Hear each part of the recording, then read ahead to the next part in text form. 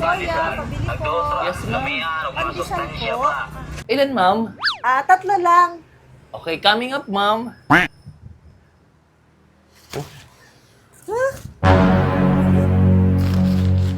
Ay, kuya, bakit naman ganyan? Ma'am, eto tatlo to, ha. Bakit mo naman kinakamay? Okay lang yun, ma'am. Malinis naman ang kamay ko.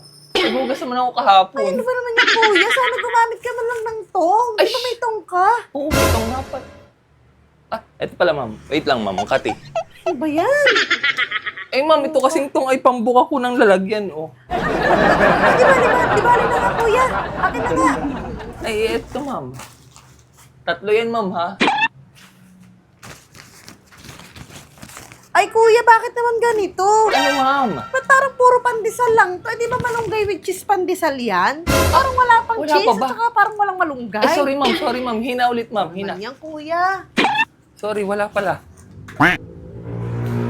Ma'am, ito yung cheese, ha? Ay, bakit naman ganyan? Isang buo.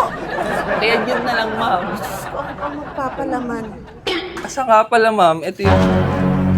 Ano yung yan? malunggay. Bakit ganyan? Ano yan, lettuce? Ay, naku, nakakakati ng ulo tong si kuya. Ma'am. Bakit naman ganyan ang itsura ng malunggay with cheese pandesal?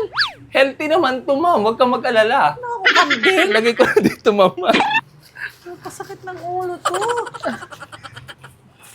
Ma'am. Pwede na ba yan? Paabang na lang nga pala dyan, ma'am. Paano, bakit? Ay, ma'am.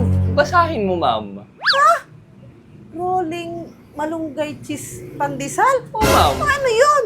Malunggay, cheese, pandesal. Ito yung rolling, ma'am, oh. Ay, nakakaloka ka talaga, kuya. Walang iya ka. Magkano ba to?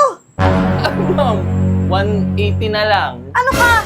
Tatlong pandesal lang, 180. Bakit naman ang mahal, kuya?